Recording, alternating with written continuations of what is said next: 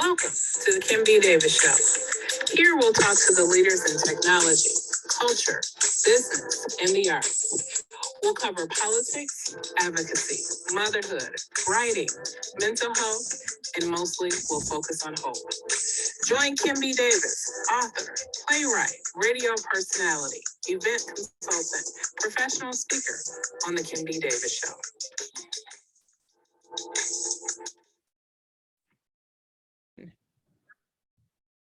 Good evening and welcome to the Kim B. Davis Show. I'm your host, Kim B. Davis, and this evening we have one of our favorite guests on. We have Dr. Angela Celeste May. We all know her as our forensic, our clinical, and our organizationally trained psychologist. She is also president of the Michigan Psychological Foundation Board, and she's an author and a musician and a dynamo at heart. So good evening, Dr. Angela Celeste May. How are you? I'm fantastic this wonderful hot summer evening. I'm doing very well and so happy to be here. Awesome, awesome. So tonight we want to talk about discovering the possibilities within ourselves post-COVID. And I know it's 8 months, it's still August, mask mandates are popping up, and there's crazy madness all over the country about people arguing about whether or not you should get vaccinated, whether or not you should wear a mask. Kids are preparing to go back to school. There's some apprehension. There are lots and lots of different things are actually happening. But what are some things that throughout this 18 months where we have, or maybe going on 20 months now, where we have been sort of sequestered in our homes and we've had an opportunity to be introspective, meaning we've had an opportunity to sit back, take stock of what's around us. We know that 500,000 people have passed away from COVID. That is a sobering statistic. We've gone through the George Floyd incident and trial since. We have videos every day of police brutality and violence. We have issues where people are arguing about the basics, what are fundamental rights versus is the government trying to control us? With all of that being so heavy, what are some things that people should be looking at as possibilities post-COVID? Well, I say there's lots of places to start with because it's so much. Like you said, it's a lot. It can feel heavy half the time or most of the time. Knowing that we were going to talk about this today, and you've always been so generous and kind to, mention my book, give me a chance to talk about it a little bit, more than a little bit, which I do appreciate. So as I thought about the topic for today, I did think about aspects of my book that I think really speak to this moment. For your viewers who may not know, this is my book, Freedom. And the second half is what is the experience of living without negative self-imposed limitations. So this was research that I did actually as part of my master's program. It's actually my master's thesis turned into a book. And I wanted specifically to do research on exactly what you're talking about, which is resiliency, the ability to bounce back, the ability to be able to get up and keep going in the most difficult of times, in the most challenging of times. And what I loved about doing this process and what came out of it was I interviewed people from such different backgrounds, such different walks of life, men and women, Black and white. As we say in this country, we know there's more diversity in there than just Black and white, but Black and white, and a broad age range from folks in their 20s to their 60s, and I think even close to 70 at the time. And there were just some themes that came out of it, from dealing with ways in which they felt stuck in some way or not as free as they would have liked to have been, whether in their personal lives or in their careers or whatever challenges, how they worked their way through it, and how they came out on the other side, which is what we're talking about today, coming out on the other side. And what was just so cool is these people from different walks of life, the themes, although it was a small sample, still the themes were so universal that were shared among these folks. So I think a great place to start is the part of the book where we start to talk about coming out on the other side when we work through some things. So to your question, what are some things we should think about? There were 7 themes total. And so I'm going to look at themes 5, 6, and 7. So theme 5 that came out of these interviews had to do with methods of making change, like how do they make change? And that is, of course, just directly to your question, what are some things to think about? We want to think about them, hopefully, so that we can try to apply them to our lives and come out of this pandemic, not crushed, but stronger for it. Learn some things that can help us as we go forward. So the first segment that came out of that making change segment was this idea of moving away from persons or situations that were limiting. So we know that's not always easy to do or possible even physically. You can physically, you know how sometimes we won't say cut people out of our lives. We won't use the harsh term. Shall we say we step away a little bit? We step away from folks sometimes just for our own sanity, for our own health. Unfortunately, whether they intend to be or not, some people are toxic or certain situations are. In other situations, it's not so easy to physically do so, to step away, but we can mentally step away. We can I'll give you an example. If you have a boss or a family member who is with you for life for whatever reason, it's not easy to get away, and they are saying things to you that are damaging to your self-esteem or make you feel pulled down or depressed or anxious. You can combat that. One thing to think about is your own starting place is how you think. That idea of one's body may be enslaved, but the mind can be free. You can combat the negative, toxic things that are coming towards you mentally, which is a very powerful place, to do that. And actually, it's necessary to step away mentally, even when you do so physically. You still have to work on that. Let me tell as we've talked about, let me tell myself some positive reinforcing things. So I thought that was such a perfect place to start because COVID has forced us to be separated from each other. Sometimes, unfortunately, from those that we don't want to be separated from our loved ones, from people that we really care about. But because of COVID, weren't able to be around. But it has also forced us, like you say, kind of indoors a little bit, away from people, to a certain degree, and in some cases to a large degree. And in doing that, it gives us more time to reflect. We've talked about reflecting on the preciousness of those positive relationships and valuing them even more because we haven't had as easy access to them as we had in the past once the pandemic started. But it also has it's a forced separation. But in some cases, that's been a healthy thing. It's caused us to step away from persons and situations that maybe weren't the healthiest. So I think that separation, both mentally and physically, that COVID has caused is a place to start. In my separation from other people, it has, I think, and I've heard people say this, I'm sure you have as well, it's encouraged people to be more introspective. To really think about, what am I doing here? Am I really living in my purpose? If I was already aware that I wasn't, so many projects Mm-hmm. I've heard of, I'm sure you have, people starting all kinds of projects, writing books, just all kinds of things during this pandemic while being forced away from folks. So I think definitely coming out of it, a place to start is our mentality. How do we view ourselves? How do we view our purpose? Let's not forget as we walk away from the pandemic, as we step out of it, let's not forget those jewels, those valuable lessons. Being away from people because you didn't have a choice.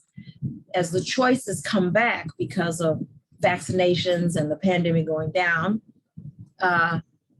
part of that mentality and that introspection, part of what I think is important to think about is how can I, as much as possible, try to make sure that as I come out of the pandemic, I don't walk right back into similar toxic relationships. Mm-hmm. And that's, be it intimate relationships, you know, what are frenemies? I don't know what those you know, whether they're, you know, friends who haven't really been so much friends to you, whatever the case, how not to walk back into those things. So all of that has to do with, I think, starting with thinking about how I think and how I perceive myself and my value and the value of others. And are they bringing me negative things? Or are they bringing me, and am I bringing other people? Mm-hmm. There's a two-way street. Do I need to rethink the way I interact with, you know, with people? So I think that distance is painful, unfortunately, oftentimes for many of us, but necessary in some ways too, to ask ourselves, to slow down, be forced to slow down and ask ourselves some of those questions. So I think the answers, we're still learning, you know, we don't have all the answers, but some things we have learned from asking those questions while being separated, to carry those with us and continue to do that work that was started during the pandemic. I think that's a place to start. And in doing that, it contributes to hopefulness, looking forward, that whole idea of growth, you know, and all to the good, I would say. Mm-hmm. Mm-hmm. Yeah. And I think you're absolutely correct, because I have heard lots of people say, and I've said it myself. So here we are at home, everybody's doing Zoom meetings. My calendar is still, why am I in this meeting? Do I need to be in this meeting?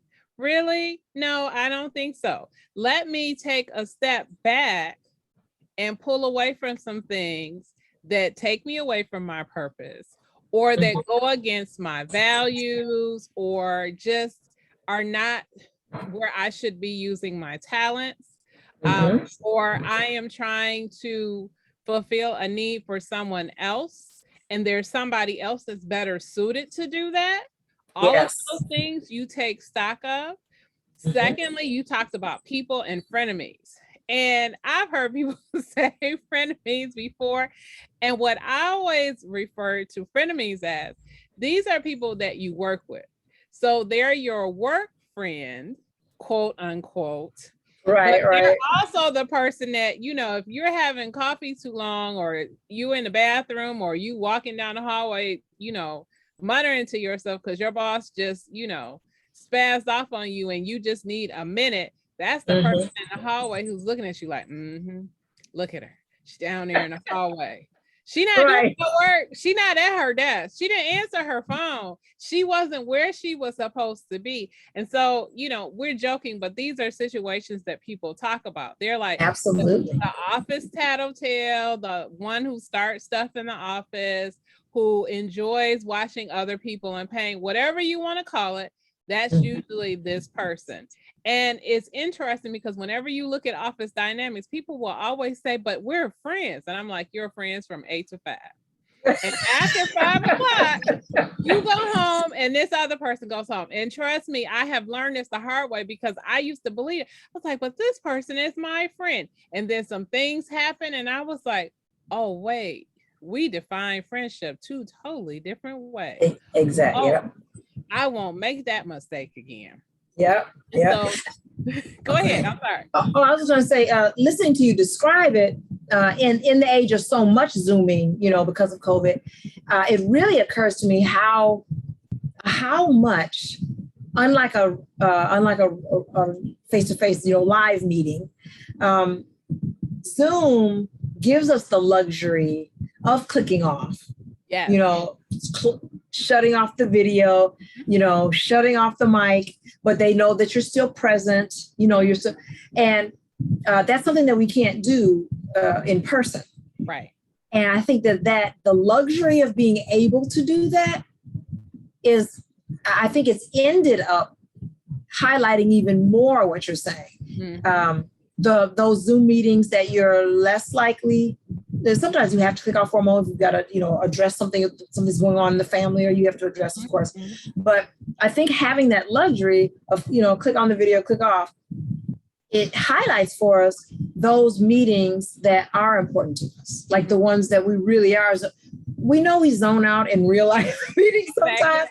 I think it's just pronounced. It's pronounced. It's like, and like you said, and so therefore it's like, wait, why am I doing this? Whereas there are other Zooms, it's like, you look forward to it, and you really do feel that it's a part of your purpose. I mean, we all have things to do that we're not, maybe it feels like a drudgery, but we feel it's an important thing to do, as opposed to what you're absolutely talking about, those things that are going against our values. It's taking us away from what we feel our purpose is. I think Zooming in particularly in the age of COVID, and just Zoom, I guess the distance period has really just magnified that, I think, even more. Absolutely. And then the last point you said, which I thought was important, and I have friends who experience this. So, for the last 4 years before President Biden became president, we had that other man who we shall not name, who was president. And I had friends who would say, oh, it's Thanksgiving. I don't want to go to my parents' house or my grandparents' house because uncle or auntie or cousin or whoever is going to be there. And the conversation is going to turn to politics. And Kim, you should hear the things they say. Who says that? And I'm sitting there going, oh, I'm sorry for you. I'm going to pray for you. So enjoy your family. And they said, but I can't enjoy my family because this person is toxic. Or you have family members who, because they have whatever issues are going on, have been taking it out on different people. And maybe now because of COVID, because we all have to social distance and stay away from each other, now you no longer have to deal with this person. And this person who's having these issues has to say, okay, wait a minute, nobody's coming to my aid. I got to step up to the plate and handle some things on my own. So I think that is very important in terms of when we talk about distance, because it does give you that. The flip side of it, which I have been saying, which is an interesting fact to me, is that marriages during pandemic, many of them took a hit. People were like, I married you? Is this, you do this? And we laugh because we're like, yeah, y'all been married 8-10 years. And they're like, but we were never at home together like that. Exactly. We were only at home on Saturday and Sunday, maybe. They were going to play golf and I was going to book club with my girlfriends or whatever, or I was shopping or whatever. And now all of a sudden, he breathes too hard. When you got to sit at the table, you like, oh, I can't take it. I need a divorce. Or, one person is really loud this is a real thing. People complain about multiple people in the house having to use Zoom. Some people are louder than others. It is a real, like, I can't get any work done. He doesn't know how to use a in the house tone instead of sounding like he's outside. I can't get it. And then he's not conscientious of the fact that we have children. So the children are always coming to me saying, mommy. Right, yeah. And she's like, but your dad was right there. He was right there. And they're like, but he's not listening to us. So we came to you. So then you have the flip side where you do need distance between your spouse or your family because you're just on top of each other. And that can impact you in different ways as well. Yeah, it absolutely can. You're so right. I'm so glad you brought that up because that has definitely been going on. It reminds me of what we usually hear about at the latter end of careers when people retire. The classic story of he retired and she's not used to him being home all the time, or she retired and it's like we're around each other 24/7. So that you're absolutely right. That's another example of how the shutdown has impacted families, but now, like you say, instead of the distance, it's the proximity. Well, it all has to do with proximity, but the closest.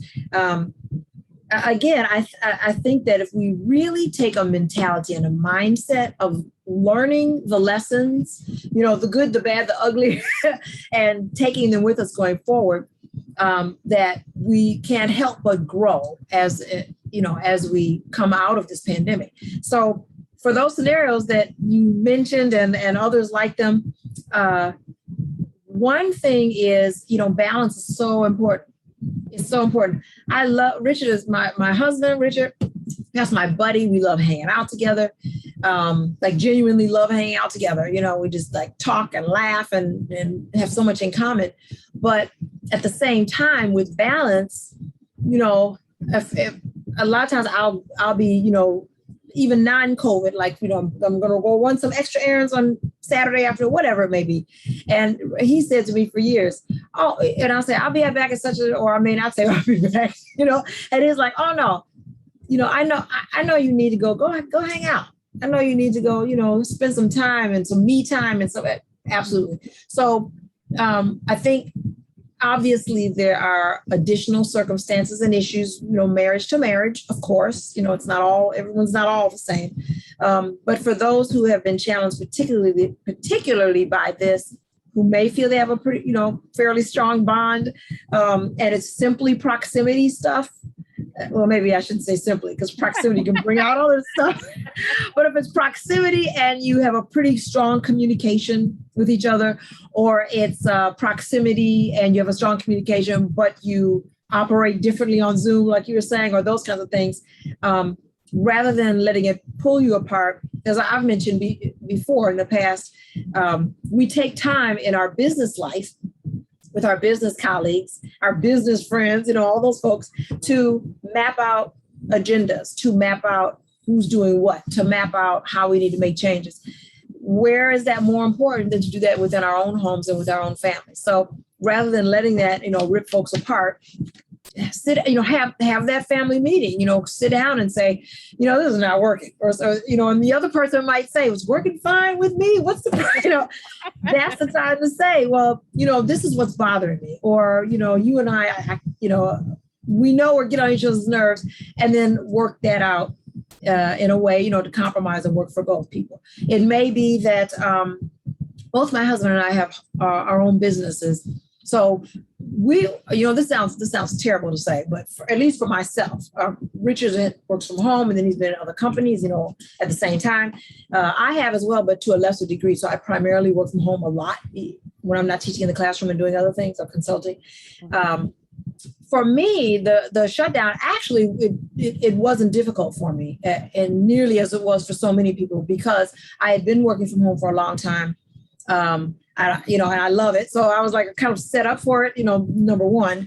Number two, I, having my husband and my mom here, I had my loved ones here, my siblings, we saw each other on a regular enough basis that I didn't feel, it wasn't like I hadn't seen them for 2 years, and I know that's very difficult for a lot of families for whom that was the case. But I just say all that to say that, while it wasn't nearly as big a challenge for me as it, was for some other folks, even still, over the years, Rich and I will work in the same office. His office is there, in the same house. But there have been times when we're both on with conferencing, and he'll just say, let me move over to the other part of the house and close the door to give you room. Or I'll say, oh, am I disturbing you? He's like, no, I'll just put my earphones in and do this over here. Or so. I think a lot of the clashing, not to minimize it at all, but a lot of the clashing can be worked out a lot more easily than, not always, but oftentimes, with that communication, with that coming together and, treat it like a meeting, like you would anything else, see what works, work it out. But of course, that requires that willingness. But I think what delays that is people just really can't get over, is the way you said, I married you. They're really, really not done with how annoying this is or how annoying you are. They had to work with that for a while. Just really just get some things off the chest. So yeah, there are multiple dynamics, but definitely it is a real thing, like you say. And I would just encourage people who are challenged with that to look to see, how this can be worked out and keep working at it. Just keep working at it. And hopefully, again, growth, that you do grow from it, and learn. And I think the most important thing, I would say one of the most important things coming out of COVID for all of this, whether it's, the family stuff, like you said, being challenged because you are locked away in the house with folks that you were enjoying seeing on the weekend, or whatever the case is, being open to learn, being open to learn from it, open to grow. It's exactly like you said, not just what do you need to do different, but what do I need to do? Are there some things I need to do differently? If so, let me, so I think coming out of this pandemic, it really can be a wonderful opportunity, really, for more growth and strengthening those bonds rather than, having them frayed. I think it's all in how we approach it and and our openness, what we're willing to do on both sides. Mm-hmm, mm-hmm. And I agree with you. For me, friendships, family relationships have strengthened. One, you see the finality of life, not that you didn't see it before, but the fact that it could change so abruptly. And absolutely, as the saying, which may be very cliche, you can be here one day and gone the next. Like we that's right. saw that. And absolutely. So people now around me, we are much more apt to say, I love you. If I haven't told you I love you, I love you. You rock. I am so proud of what it is that you're doing. So we try to affirm each other and make sure that as people say, I'm giving you your roses while you're here. That's right. Not waiting until you die. That's right. Trying to say all the things that I should have said while you were alive. But I want to switch over a little bit because you do coaching, and are people talking, and I know people are still doing great things. As you said, people are writing books, they're producing music, they're launching shows, they're doing all kinds of things. I launched this show the week of the pandemic in Michigan, and it is still amazing to me that I am here doing this, but it is possible. What issues are people talking to you about that they have discovered about themselves through COVID? That is a great question.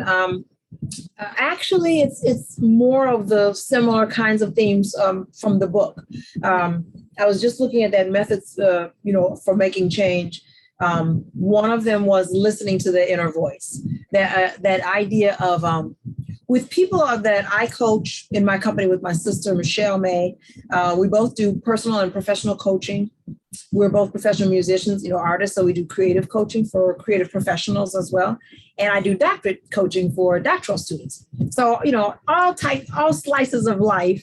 And one thing that's consistent is that people grow, or part of growth, I should say, one of the ingredients or part of growth is that introspection, and people saying that COVID really forced them to, number one, listen to their inner voice more, really pay attention.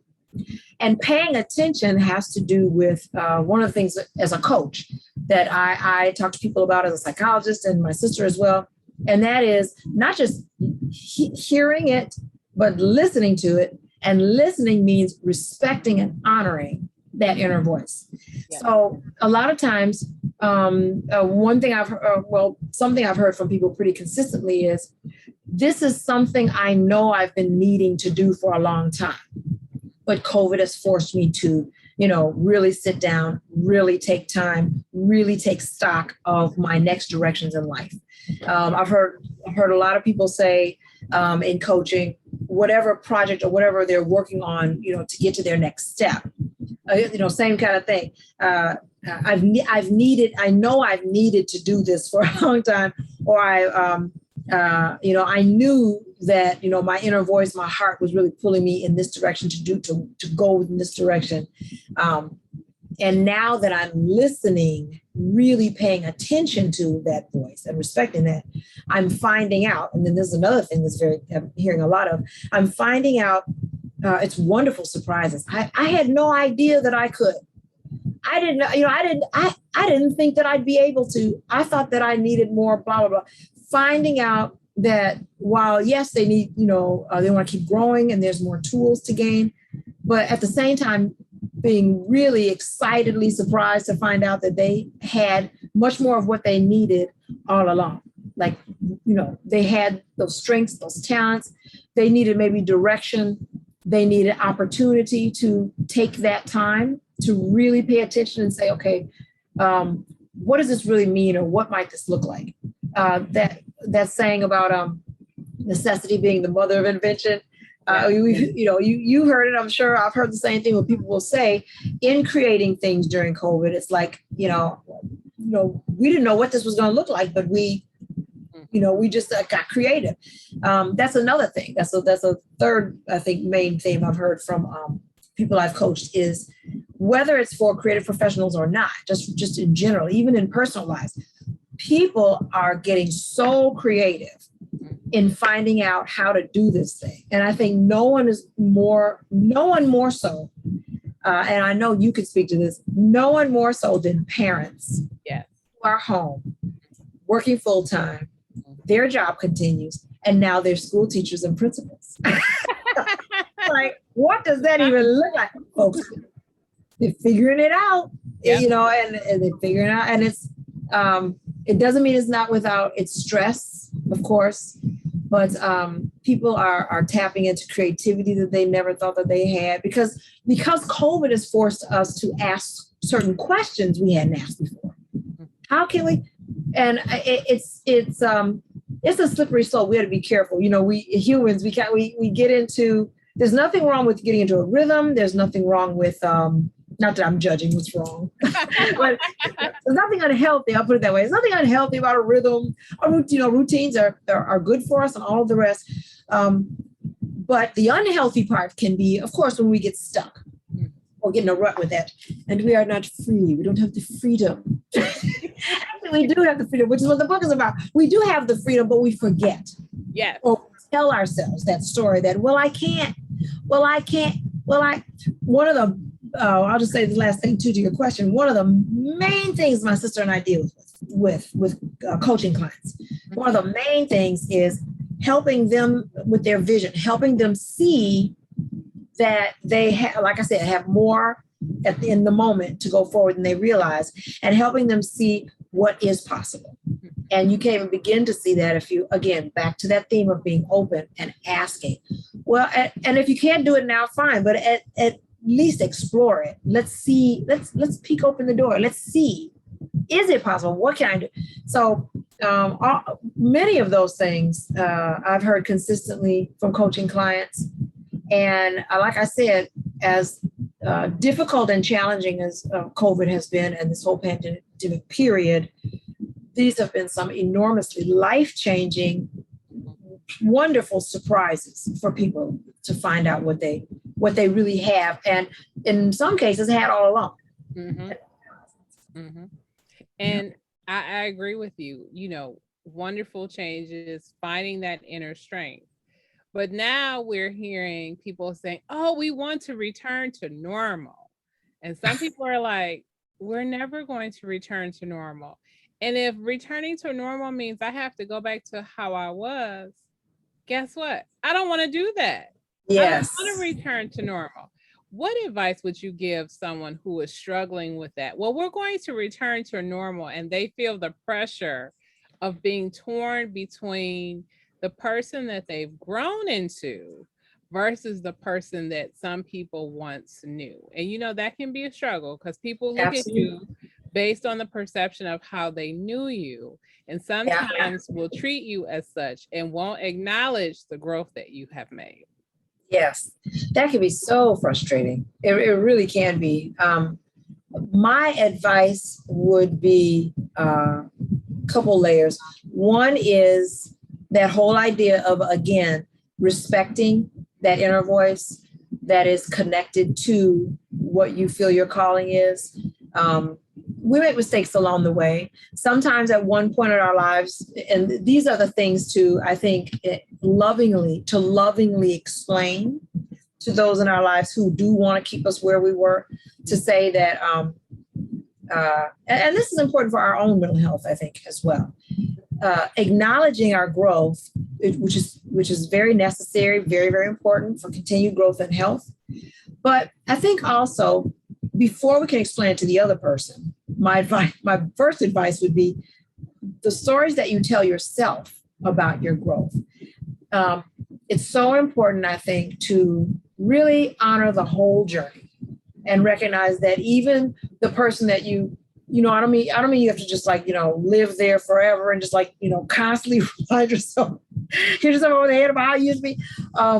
It can be in the rearview mirror, but let it be a lesson, and give yourself a break.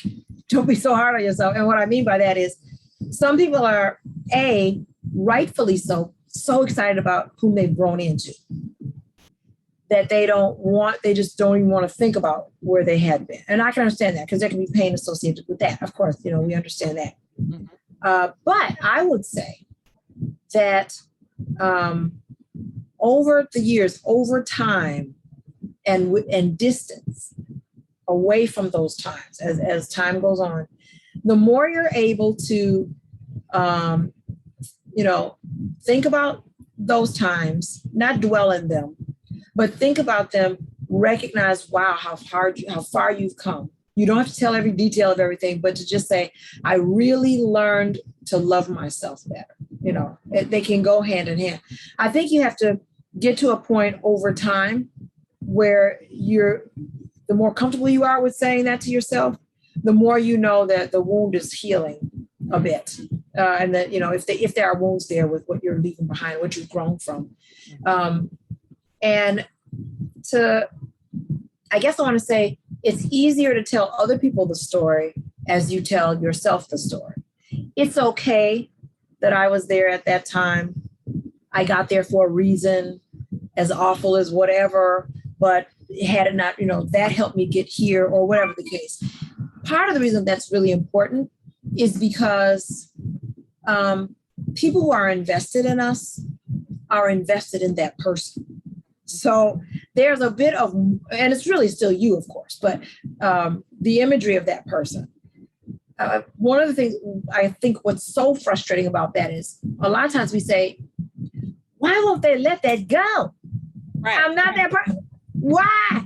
One of the reasons why is because there's a grieving process. Like they're mourning the loss of who they remembered you as, and what, you all used to have such a good time at that after hour joint. Remember how we would come home at 5 a.m? I don't do that anymore. Yeah, I don't do that anymore. But they're mourning the loss of that company, Okay, for future recordings, anyone who is tuning in at that moment, no, I didn't mean me. And I didn't mean me either. I was just helping to. It's an example. Just hypothetical. But I think some of it is mourning. I've seen that it's mourning the loss of company. It's mourning the loss of of those times. Mm-hmm. And in people get friends and family and others around us may get stuck there. And part of the advice is, as you tell yourself, yes, I was there. I'm so happy with my growth. Let it continue to teach me. But I think we have to have for some people who really mean well, really do love us, have some patience and compassion. It's going to take time. They haven't necessarily been right there with you in the journey. Some people are going to get reacquainted with you when you come out of COVID and they hadn't seen you in 6 months. So I think it takes some patience to let them get used to the new you and to find out how much they will love the company of this new person. In some cases, they may have lost, they may have lost forever that 4 o'clock, 5 o'clock in the morning, but maybe we can do something, go to the movies at 9 or whatever, Right. I think another important thing about this too, there are, I mentioned this as well. There are different therapy models for family therapy, et cetera. And it can be applied and has been to the business world also. But in any social context, people take on roles, whether they're assigned the role or whatever. So another reason that people, cling so hard to those roles is not so much because of you, about you. It's not about you so much. It's about me. I need you to be the blah, blah, blah, because when you're there, then I know where I am. See, exactly. She's the C student. I'm the A student. So when she starts making A's, wait. And I what get does that mean? uncomfortable. Right. Why are you uncomfortable? So another piece of advice is to maybe gently ask them as you stand firm in your new growth. Why are you so uncomfortable with me being an A student now? Why are you so uncomfortable? You know, some people are ready to answer that. Some people are not. A lot of people will go into denial. You're just being sensitive. I don't know what you mean by that, but it's still good to put that question out there. Yeah, because and some people, again, whether they mean to or not, there's jealousy. You can love someone and feel jealous at the same time. You got to work on the jealousy. Yeah, got to work on that. Doing things out of jealousy is not love. You know, it's not love. That's not loving someone. But people, I think the advice people need to understand that people are threatened by your change. Sometimes it's a wake-up call for them. Sometimes, and this is one of the things I talk to doctoral students about as an example. I remember when I was, a doctorate student, and they told us, some of you all who came in here with relationships, it's not funny, but you made out. And I do remember the cohort that I entered my doctorate program with, the group of us. There were two. I remember there were two. It was a young lady and a gentleman, and both their marriages did not survive. Wow. That journey.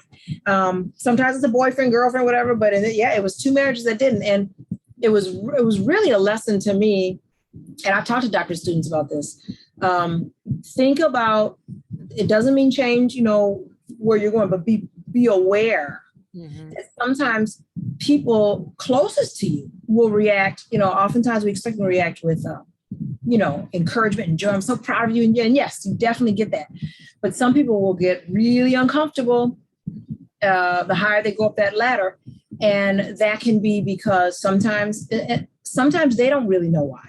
Sometimes they don't have the words for it, but it may be that you are doing something they've always wanted to do, or they want you to stay where they are because it's not that they don't think you can do it. They feel that they can't. And they're terrified of losing you because now you're way, and you're going to want to leave me because, so that's another piece of advice. When people are challenged with folks in their lives who are saying, they have a problem with your change, some of that may be mourning a loss, grieving changes. Some of that is that they are threatened and maybe jealous. Some of that is they're really terrified that you're going to leave them. It can be, and some of that is the changes you're making are making me look bad because I'm still, again, this is not me. I'm still going to the bar at 5, and I knew I need to grow out of that about 8 years ago. And, you're ahead of me.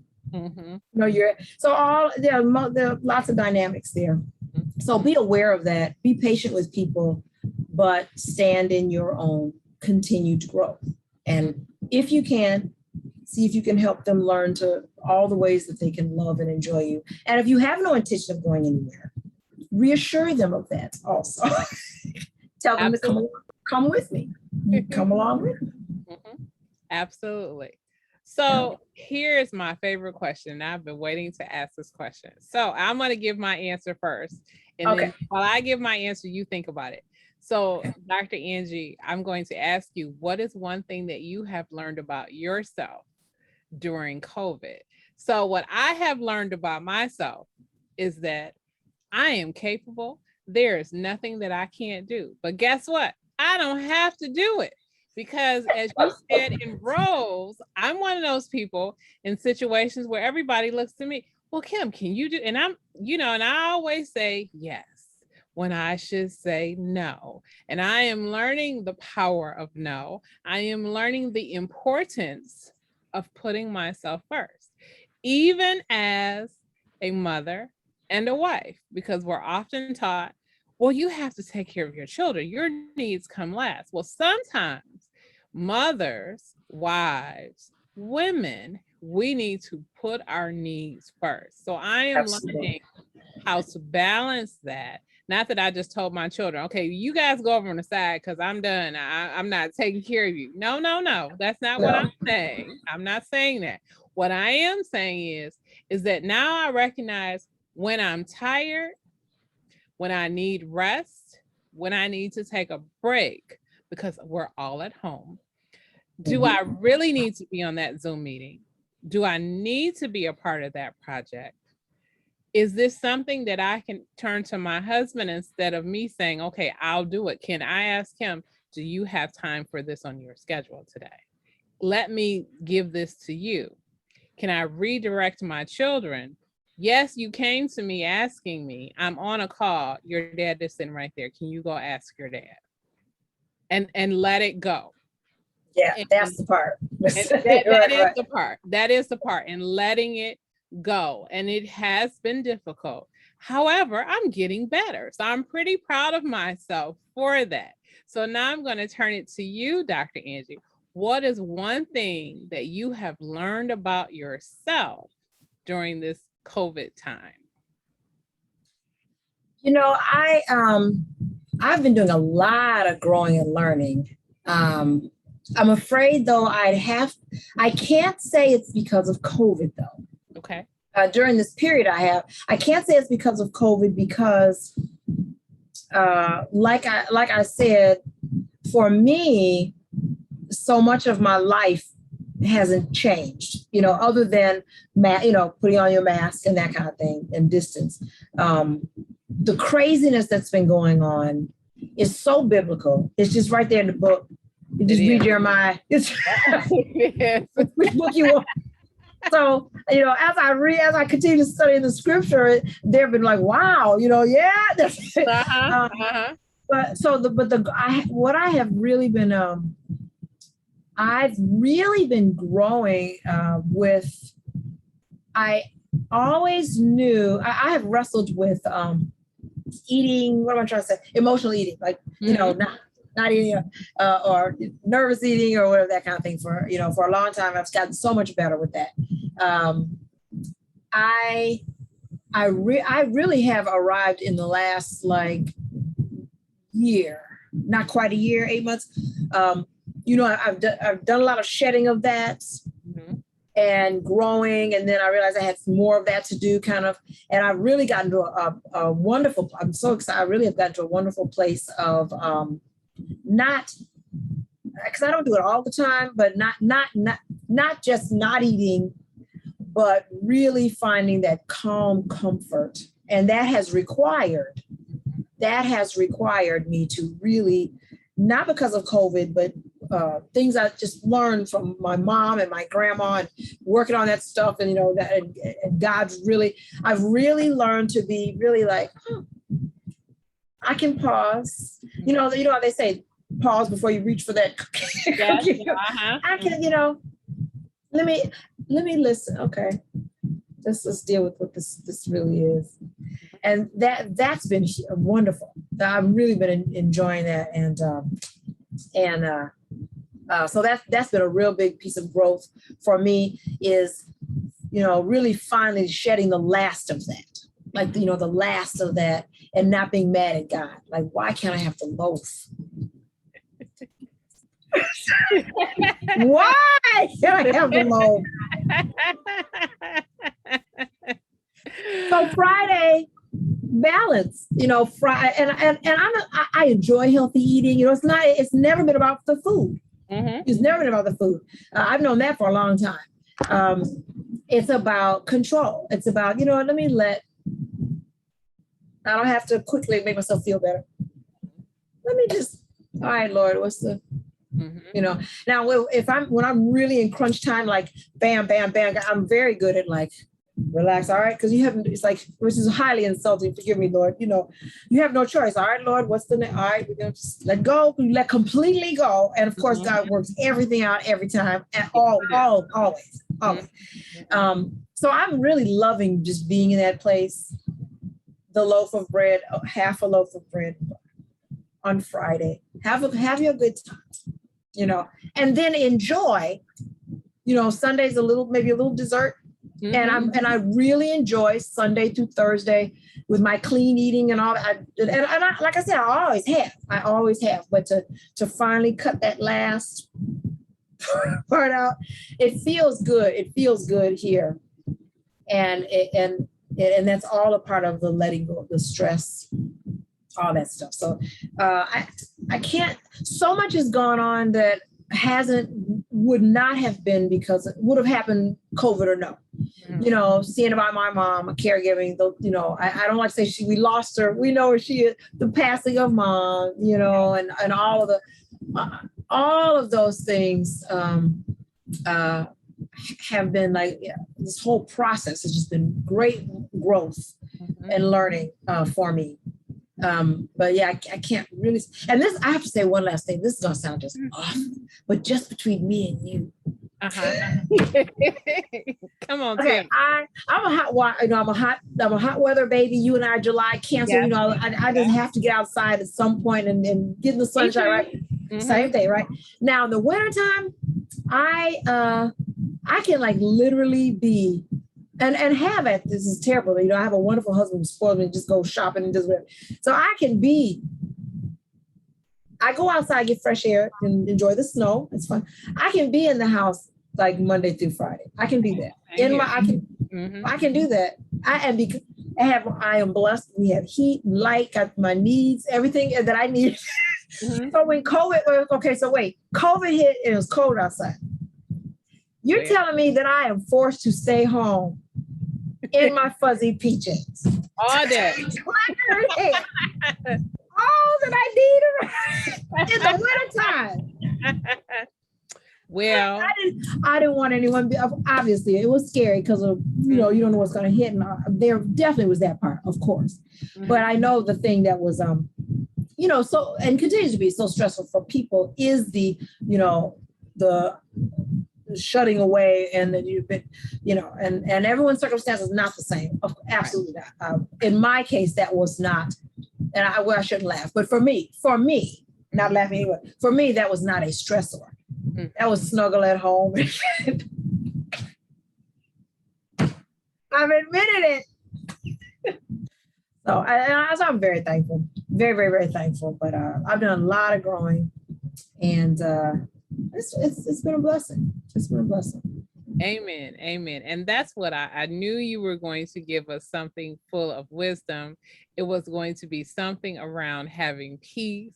And you have peace now with your eating, which is a wonderful thing because many people struggle with that. You know, people who love sweets, they walk into some place and there are cookies on the table and they become anxious. Their cookies on the table. And I've been around people who are like, I'm on a diet, but they have cookies on the table. And I'm like, well, come on, let's go over here and move because I'm scared for you because you looking at the cookies like it took your lunch money from the 4th grade.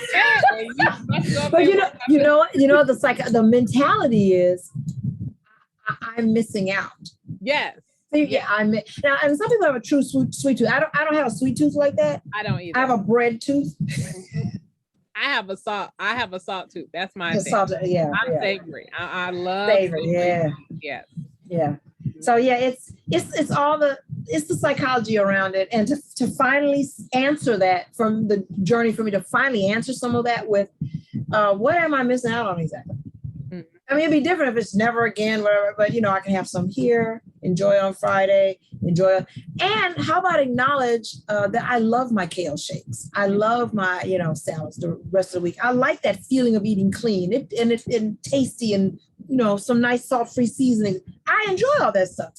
So I think one last thing I'll say about this whole thing about this growth and coming out of COVID and this wonderful conversation that you broached today, is that staying open to the lessons, like I had mentioned before. Many people started asking themselves questions, daring to ask questions they never asked before.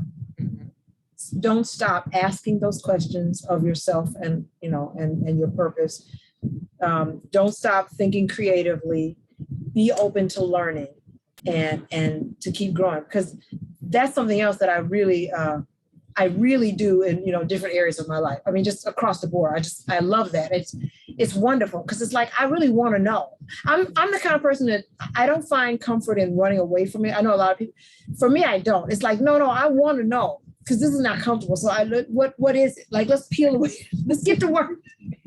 I understand it's scary. It's a scary thing, but I mean, the but is for me. Sometimes the running is more comfort than the scariness of the reality of what's under that lid. I do understand that. But I think that as you're able to address that more and more and be honest as much as you can about the thing, whatever the thing is. Well, what is it about the bread is wonderful and the blah, blah, blah. Okay, but what's all that up? Why I've asked, why are you so, what's the anxiety? And it has nothing to do with the food. The anxiety is, oh, I'm afraid I'm not going to get to, or I'm not getting this. Okay, go address that. Exactly. Because that's the thing. And having people around you who support you, you can talk that stuff out or through with counselor, therapy, if it's someone in your own family, whomever, write about it, come at it in every which way you can, and just don't quit quitting. Continue working on it.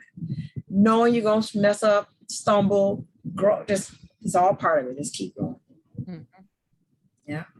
Perfectly said. Don't quit. Keep moving forward.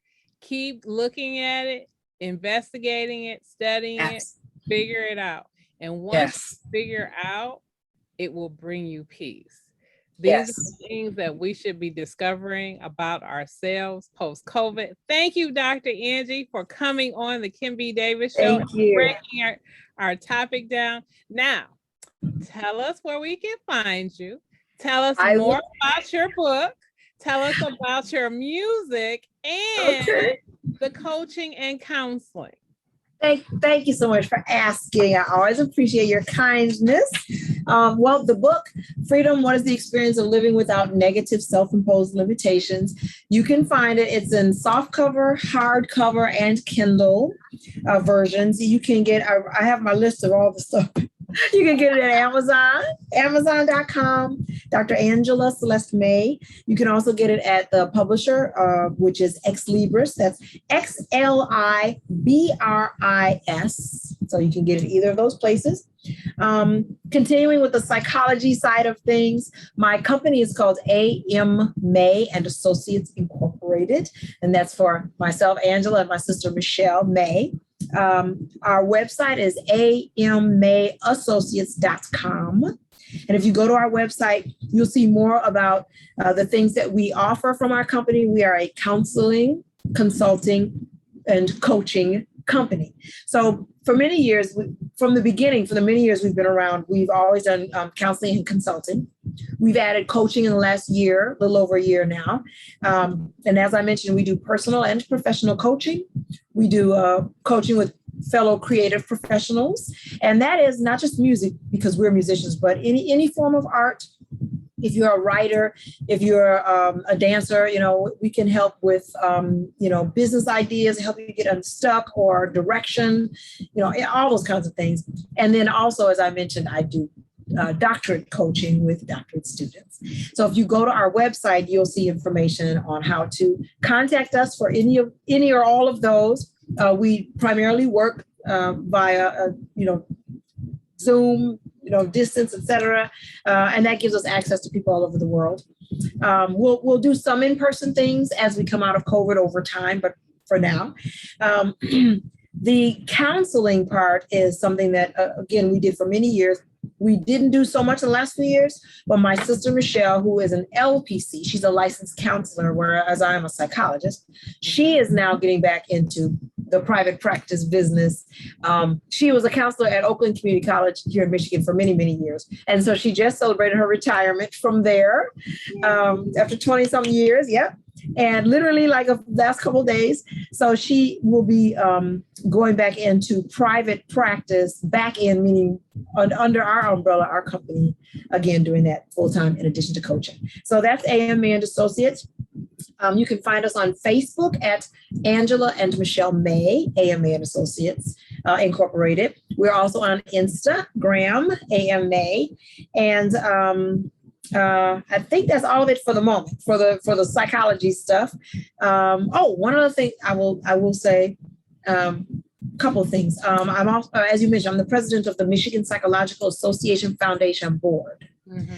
If you would like to, or love to donate to our board, we have a few programs that we're doing, and one of them is that we give grant monies to doctorate students of color, regardless of the research that they may be working on, as long as they're pursuing psychology in the state of Michigan.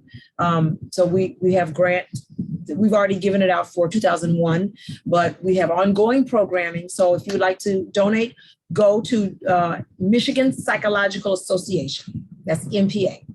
And then the board is listed under there. And if you want to give a donation, so we would welcome that. One more thing about psychology, and I'll mention music, and that is I was recently just very honored. The head of the psychology doctoral program at the University of Detroit Mercy here in Michigan, Detroit, excellent school, reached out to me earlier this month and said I was highly recommended, and asked if I would teach their PhD students a cultural diversity course. So I will be teaching that this fall. So I'm excited about that. I continue as faculty at Wayne County Community College District in their psychology department as well. So I'm doing adjunct teaching. So that's one of my latest things I'm working on, getting the syllabus together for those minds. So that I'm excited about that. On the music side, you can email me at Celeste, CELESTE, and the number 1 at AOL.com for performances, etc. etc. meaning I perform. I'm a vocalist. I'm also a flutist. I play multiple instruments, and I also teach. So my company, Celeste Productions, is the umbrella under which I do all those musical things. I teach at Marygrove College Consortium here. If you are here in the Detroit area, you can still contact me through my email. You can go to my music site at Reverb Nation. I got a lot. You shouldn't ask these questions. I'm almost done. Reverb Nation, Angela Celeste May. You can see my music and all that wonderful stuff and listen to my music. Facebook, my music page is Dr. Angela Celeste May. I'm easy to find because it's just my name. It's Angela Celeste May. Instagram, personal Instagram, Angela Celeste May. Twitter is Celeste and then MUS and the number 1. That's Twitter. And YouTube, Angela Celeste May. Come and subscribe, check out my videos on YouTube. I have a vocal quick tip series. I have a genres of music series, over 35,000 eyeballs. People just love that series. I'm adding to that as well. So yeah, come and subscribe and follow me, give me some comments and stuff. Last thing I'll mention is I have 2 albums. The first one is called No Limits, and I've got to restock that. At the moment, you can listen to all my music on Reverb Nation and Spotify too, I do believe. The second album, Reintroducing the Lady, is available on Amazon, Spotify, and Apple Music. And before I forget, this is the last thing I just wanted to mention. I'm working on a music project right now too. I'm not mentioning yet, but I'm working on a project. I just have to share this book. Is it backwards? I'm sorry. This is a colleague of mine. He's not in psychology. He's in education, doctor of education. Just a delightful gentleman.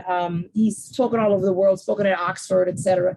And he created this book after looking at January 6th. And if you recall, a couple of the shows ago that when I was on with you and I was saying, so many people we talk about that they don't know how to find out whether the information they're getting is valid, not valid. People believe every rumor on Facebook, So this little book, I love it. You see, it's this little bitty book. I love it with the illustrations. I love it. This is it's called Bias is All Around Us. And it's very reader friendly. It's very easily accessible. And it's basically a wonderful way of helping to teach you, well, how do I know what media is I can trust? How do I know if I read it? How do I know if it's on social? He basically just goes over, there's of all the information out there, they're all fall into like 7 categories. Wow. It's either opinion, because he's a writer as well. He's published other books and he teaches writing, so he understands about, types of writing. It's either opinion, I think, opinion, politics, journal. He names the 7. and then really just talks to you about, in this day and age or in any day and age, how do you know? And you can do it for yourself. Take any piece of information and say, okay, does it fit this? Does it just check off? Does it fit this? And then that way it helps you to be a little bit like inoculated to a degree from bias in information. Mm-hmm. Because people can give their opinions, that's fine. But if they're giving misinformation, well, how do I know what I can trust? This is a great book for that. And the last thing I'll say is in the very back, he even included a little checklist, a little inventory, a little checklist where you can just plug in, well, does it fit this or not that? If it's this, and then you can see, well, then it's most likely just someone's opinion, or it could be a great opinion, not just, or it's most likely blah, blah, or maybe, it's most likely proven. Mm-hmm. It's most likely has these facts, that kind of thing. So Bias is All Around Us by Dr. Eric Bean. He's an EDD, Doctor of Education. The illustration is wonderful. And you can find it on Amazon. So he just published it. There's an ebook version, and he's working on an audio. I think an audiobook version too. So yes. Excellent. Everyone pick this up. Pick it up. And I have to say, the reason I'm talking about it is not just to hype in my colleague. He asked me for my input. So some of my input is definitely, I was the professor, I got my red pen, you need to check, maybe blah, blah, blah, and I suggest you do it. And he said, I put everything in like you said. So my name's not in it, but some of my little bit of influences here, but he did a wonderful job with his team. So this is worth it. I love it. Definitely.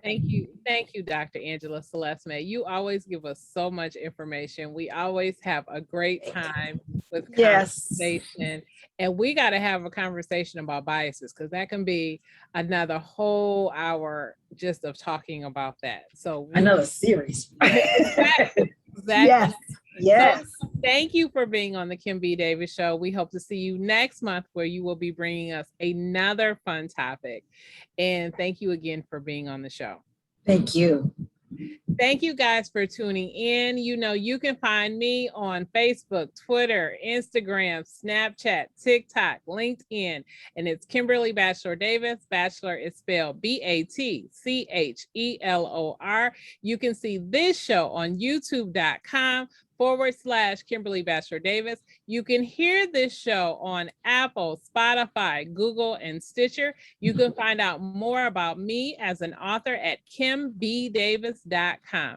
Thank you again for tuning in. I hope you'll join us on our next show. And as always, remember, be magnificent.